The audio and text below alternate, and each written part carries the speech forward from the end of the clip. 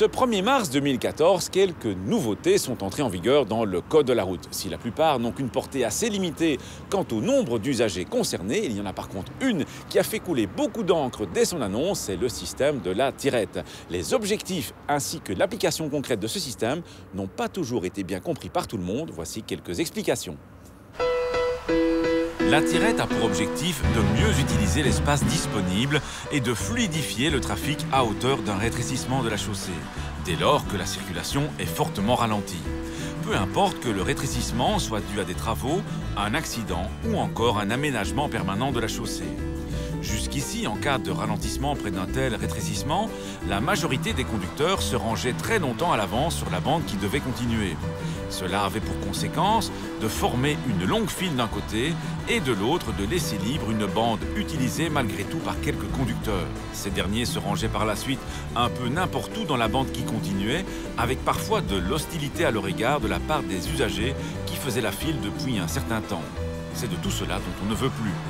Désormais, à l'approche d'un rétrécissement, si des fils se forment, on vous demande d'utiliser toutes les bandes de manière équilibrée et de procéder à une intégration alternée de ces fils juste avant le rétrécissement. Cela veut tout d'abord dire qu'il faut perdre cette habitude de former une longue file très tôt avant le rétrécissement. Ensuite, les conducteurs qui sont sur la bande qui va disparaître doivent faire preuve de patience et d'ordre. Ils ne peuvent en effet se rabattre qu'à un et un seul endroit, juste à hauteur du rétrécissement, et un seul véhicule à la fois. Pas question de le faire plus tôt, pas question non plus de vouloir se rabattre à deux véhicules en même temps. Pour bien effectuer cela, nous vous recommandons d'ailleurs d'adapter votre vitesse de manière à vous positionner en quinconce par rapport au véhicule de la bande sur laquelle vous allez devoir vous rabattre, de manière à déjà préparer convenablement votre intégration une fois arrivé pile à l'endroit du rétrécissement. Du côté des conducteurs de la bande qui va continuer tout droit, ceux-ci doivent laisser devant eux, à hauteur du rétrécissement, de la place pour qu'un véhicule de l'autre file puisse s'insérer. C'est une obligation pour eux de céder le passage. Dans de très rares cas, il peut arriver que 3 bandes se rabattent en une seule, en forme de goulot de bouteille.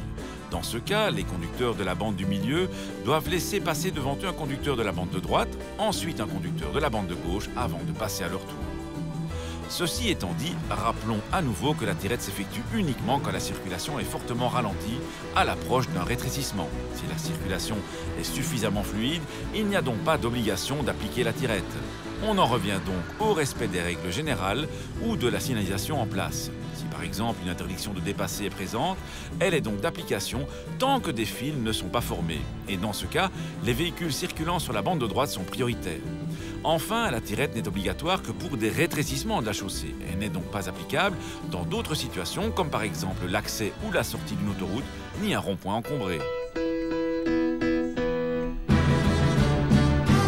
Tout article du Code de la route est soumis à sanction en cas de non-respect. Et ici, une amende de 55 € est d'ailleurs prévue.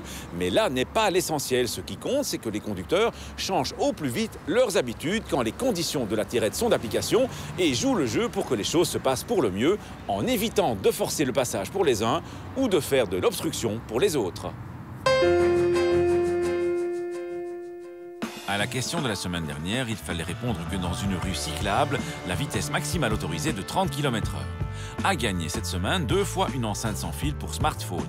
La question, lequel de ces véhicules peut franchir ce signal C5? Un camion, un sidecar ou une moto? Soit vous téléphonez au 0905 56 493, soit vous envoyez un SMS au 60 20 en tapant contact 1, 2 ou 3, ainsi que vos coordonnées. À la semaine prochaine et d'ici là, bonne route!